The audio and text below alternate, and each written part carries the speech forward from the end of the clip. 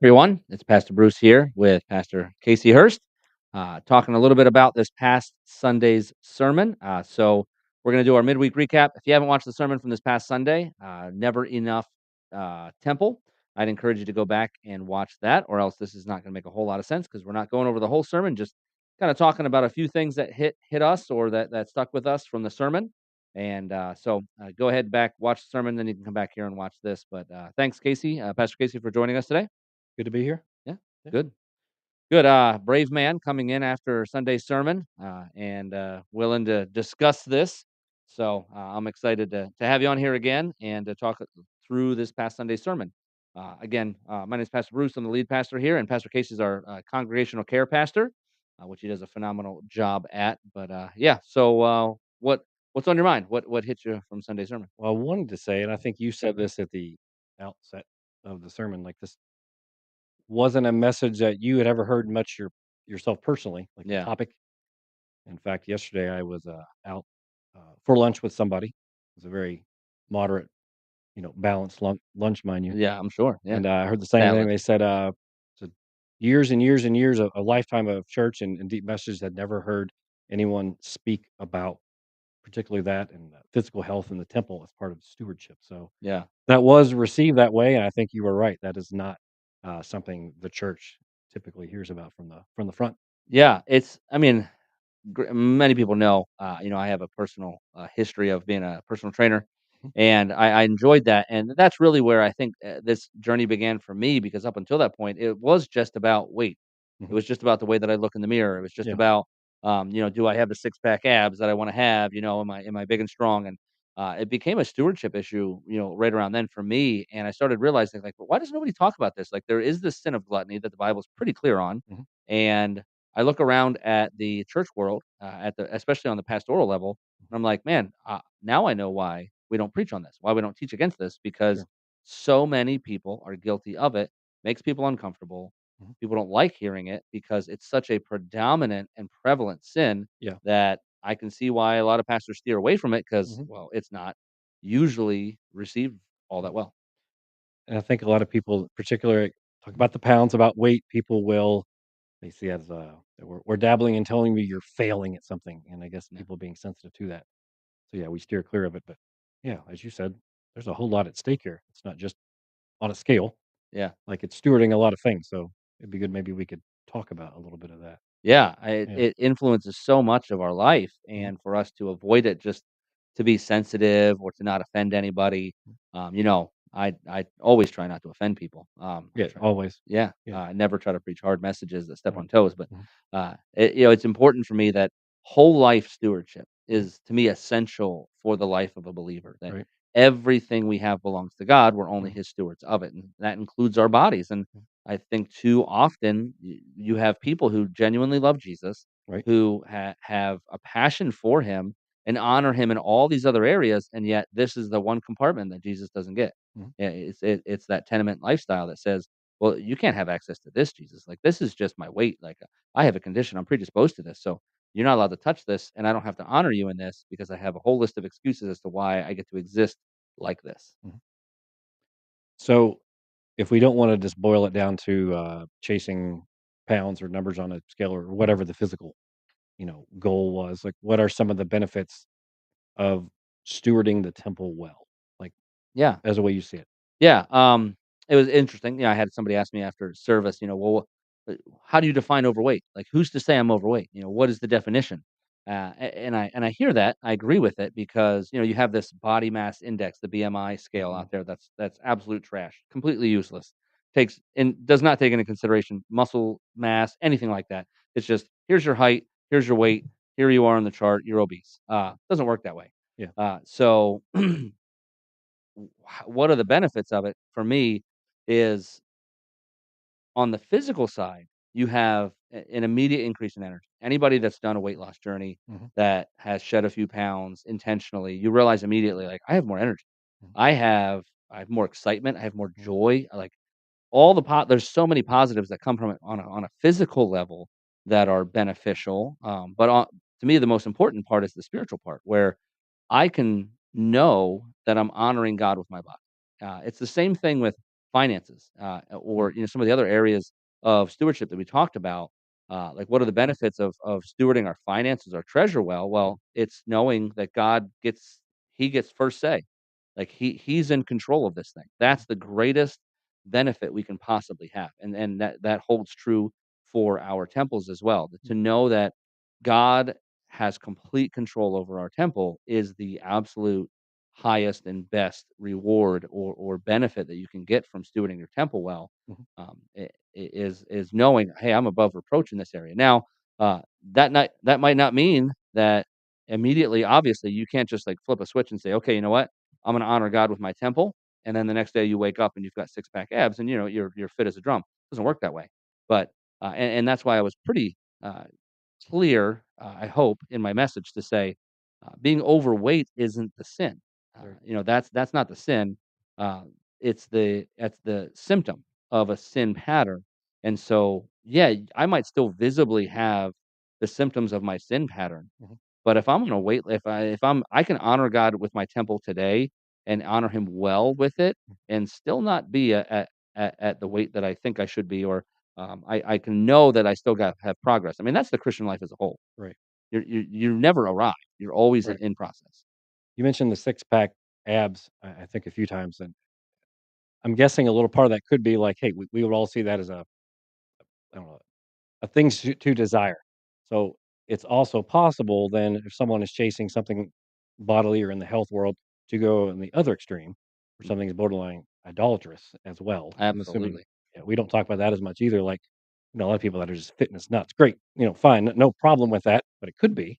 absolutely. Yeah. I've known people that, I mean, they literally would work out 3 4 hours every single day, Mm, and it became an idol to them. Like that look, mm, that one muscle that they look at in the mirror, just the way they turn, and it's like that's right. what drives them. It's Sure. not a stewardship thing Mhm, anymore. It's mhm. it's a vanity issue, Yeah. and you might call it a fine line in this department to say. You're not chasing the look, and that's what it is. Like, you might never have six pack abs. That's fine. I mean, most people aren't going to have six pack abs. Mhm. Uh, but you can honor God and never be a picture of fitness, but I'm honoring God today with my temple, what I'm Mhm. putting into it, what Yeah. I'm putting into my mouth, what I'm putting into my Right. ears, what I'm putting into my eyes, like, whatever's going into my temple Mhm. is evidence that it is a place for the worship of God. Yeah. And that doesn't always show on the outside the exact way we want it to, but that's not what's important. Mhm.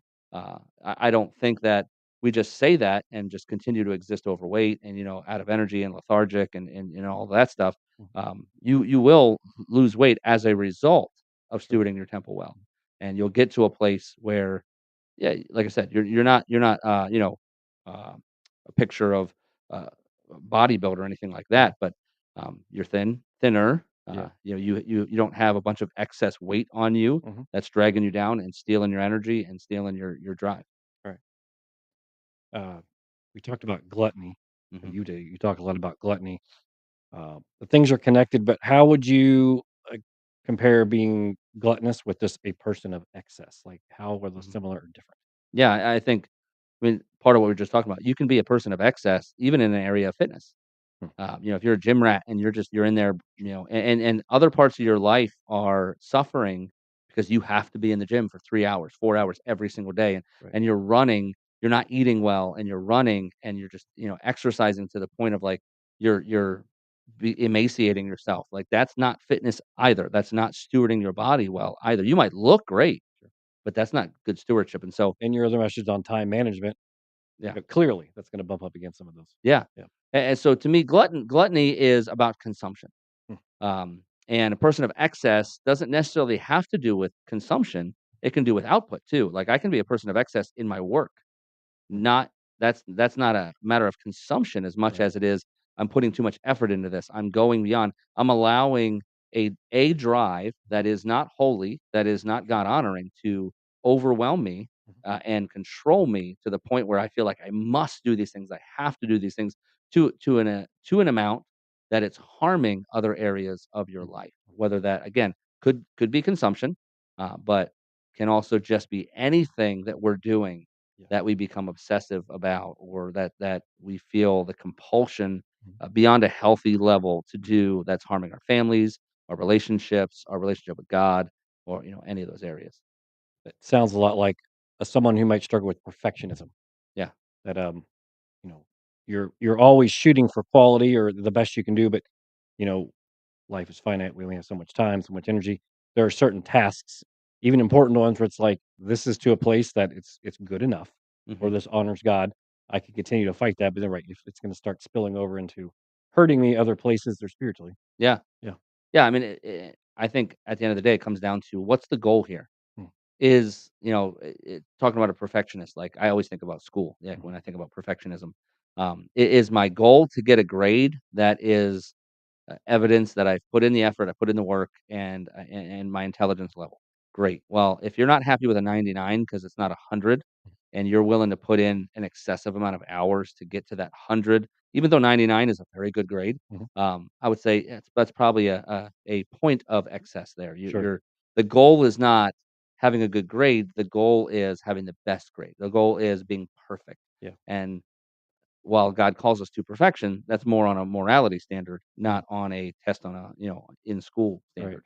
interesting, yeah.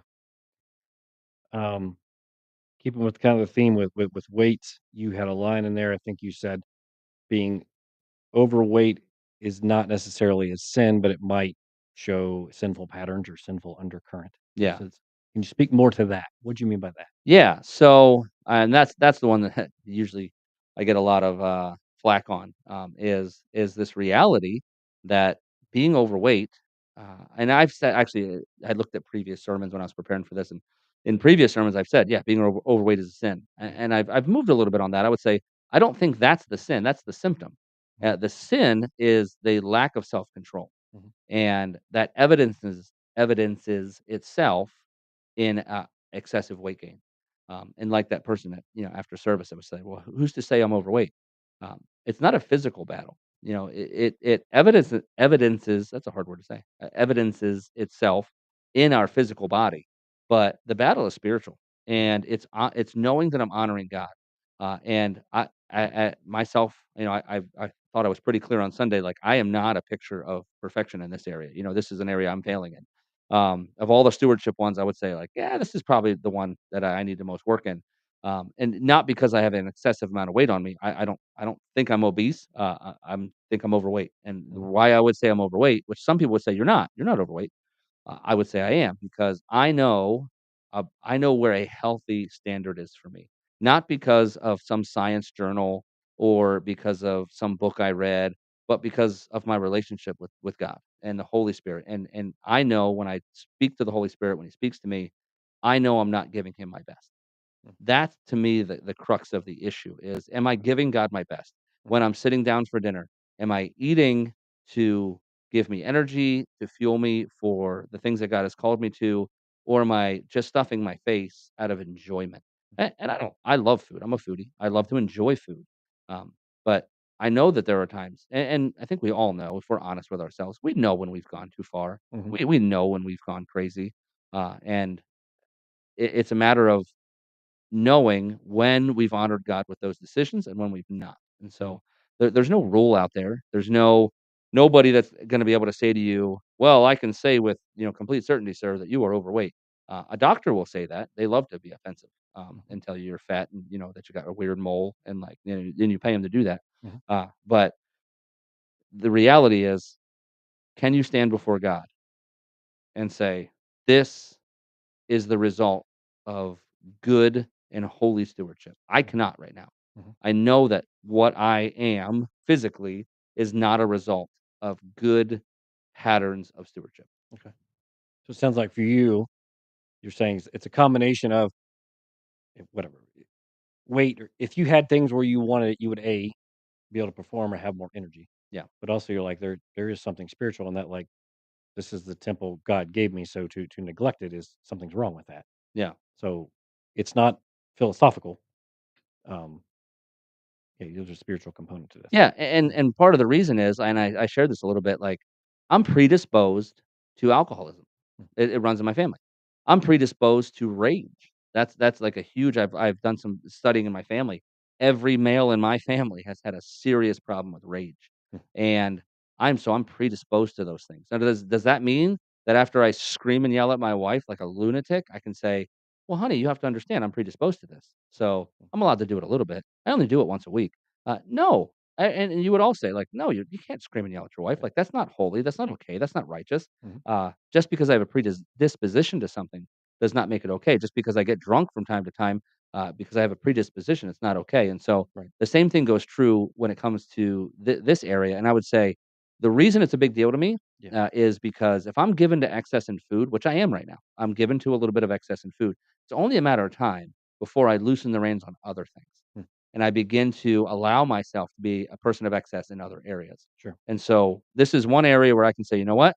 I'm going to be disciplined here. I'm not going to be a person of excess here.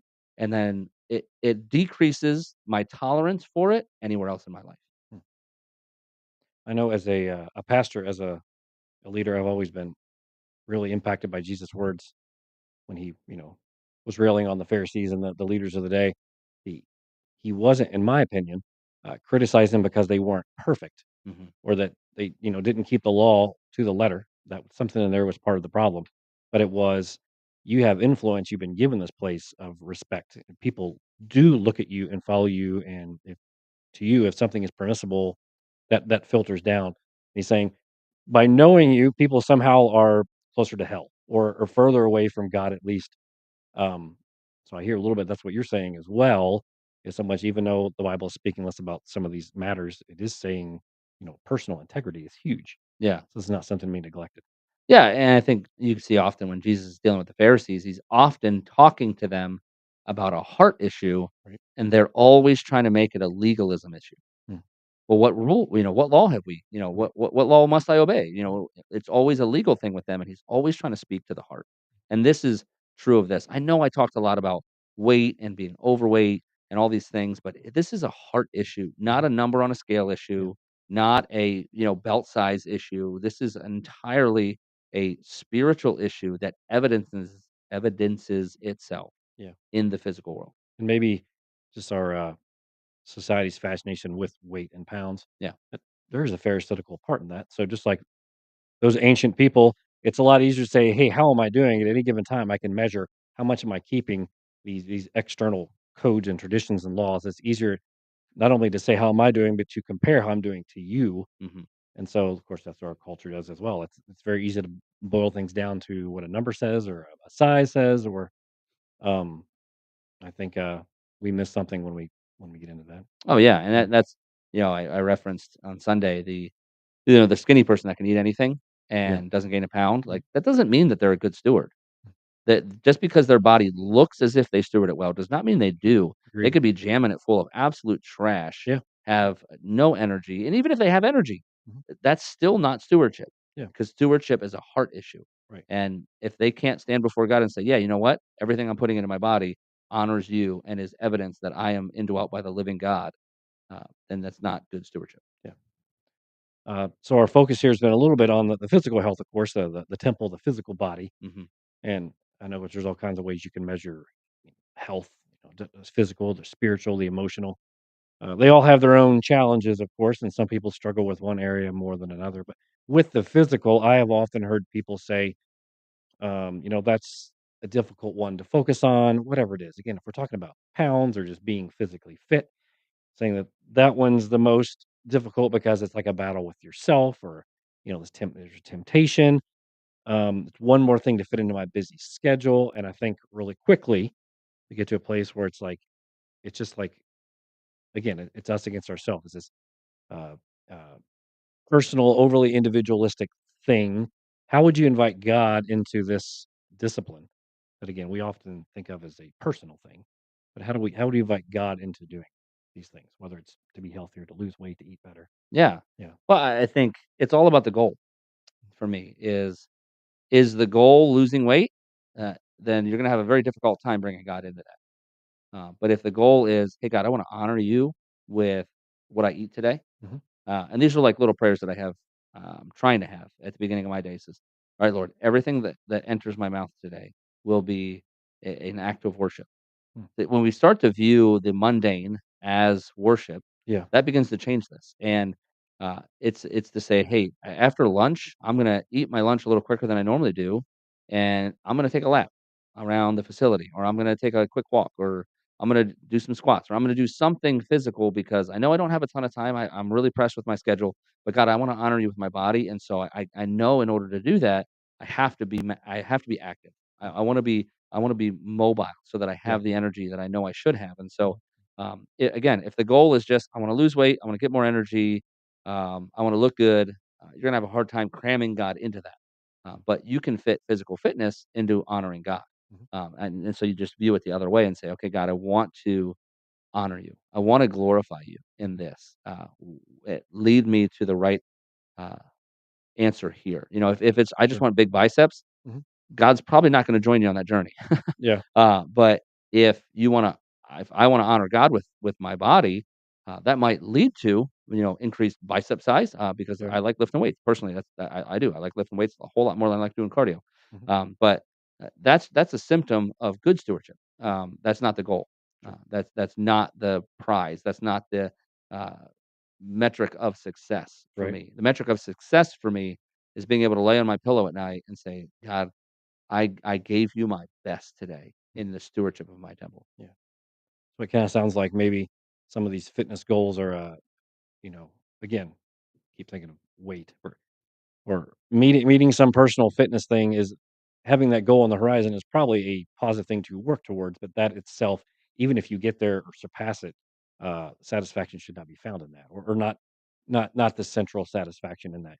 Like the biceps is a side effect of hard work, and Yeah, um, yeah, if it kind of interesting, all these things kind of tease out really what is most important to us.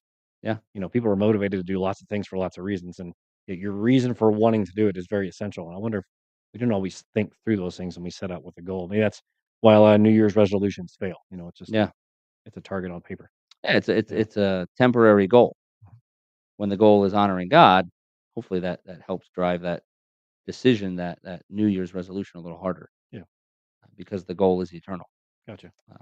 Uh, and I want to address, one thing that I want to address is, I know that coming out of this, because I've preached this a handful of times already. One of the criticisms will be, a very legalistic view of this. Mhm. Well, what if I'm not overweight? Or I'm not overweight, so obviously I'm a good steward. And we try to make human standards, human rules, in order to regulate this. Sure.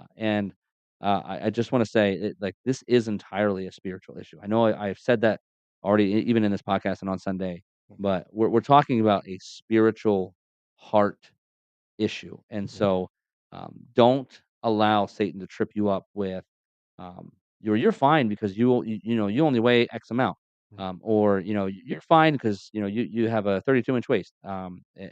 That's not the goal. None of that's the point. It's completely irrelevant Yep. when it comes to the stewardship. Yep. But it is walking with the Spirit, asking the Holy Spirit, like, am I honoring you with my body? Yep. Highlight to me areas where I'm not honoring you. Yep. It could be something as simple as, like, well, hey, you might highlight some of the foods that you're eating that aren't good for you, but you just like them anyhow. Mhm. You like slamming a bowl of cereal in the morning, and you just Mhm. know, like, that's just garbage. Like, that's just empty carbs that I'm eating, and I drag the whole morning, and I'm just not feeling good, or Mhm. whatever that might be. He's going to highlight possibly some things that seem mundane, Yeah. but when you're being driven by, I want to honor God with Mhm. this, it changes everything about it, Yeah. for me. And also, while we're talking a lot about physical weight and physical, stuff, I don't want to, downplay the other parts of the mental and, the digital stuff. Mhm. Like what's coming into our eyes, what's coming into our ears. Yep. This is a temple, Mhm. of God. The Bible says that all of our bodies are temples of the Holy Spirit, and so, um, what we bring into the temple is very, very important. Yeah. My wife and I, we are big, no shoe people in our house.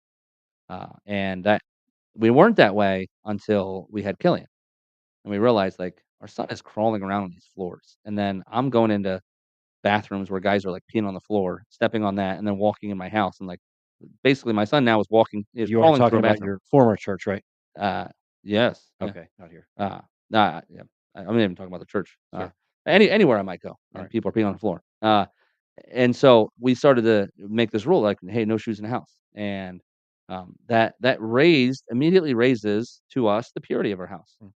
Mm, And because we're controlling what comes in, yeah. and the same is true of our bodies. If anything can go in, if any show is game, if any music is game, if any movie, and we don't regulate that stuff, then it shows that the purity level is low. Our Mhm, standard is low, and you might say, well, that doesn't bother me. It does. Everything that goes in affects us in some way, shape, or form, and so we have to decide, hey, this is going to be a place of purity. This body is directed for the worship of God, mhm. and so everything that comes in matters. I think, yeah, anytime there's a temptation just to hold to some external standard, which usually itself is a pretty low bar. You said, I'm not what I'm watching really isn't that bad, but that doesn't necessarily mean it's good for me or it's edifying or it's not taking my heart and time away from something that is beneficial. Or, you said with the money as well, like, well, I give X number of dollars. Oh, Jesus championed the widow who gave her last two pennies. Yeah, That again, that wasn't the point when she gave all. It was like her heart was in that. yeah, I think anytime it's like, well, I'm not too bad. That should be a warning sign. Something is probably not right with my entire point of view on this. yeah. Yep. And just like we talked about uh, on Sunday, uh, having a condition, having a predisposition, we can use it as an excuse to stay where we are, Right. or as a motivation to change where we are. And to I can say, well, I'm predisposed to this. Well, okay, that what that means is not that I get to stay where I am, but I need to be more disciplined than the next person. Uh, if I'm a miser, which I am, that means, okay, I have to be more disciplined with my giving, Mhm, and I have to make intentional efforts to be more giving because I know I'm not naturally that way. Um, all of these things could be excuses to stay where we are, mhm. or motivations to move into a new area of stewardship in our lives. You got it. Well put. Awesome. All right. Well, thanks, Pastor Casey, for being Thank a you. part of this, All right. for joining us for this podcast again, for midweek recap. We encourage you to join us as we start our new series, Comfort and Joy, this coming Sunday. First off, I hope you have a great Thanksgiving. Enjoy Thanksgiving and all that means. Enjoy time with family and friends.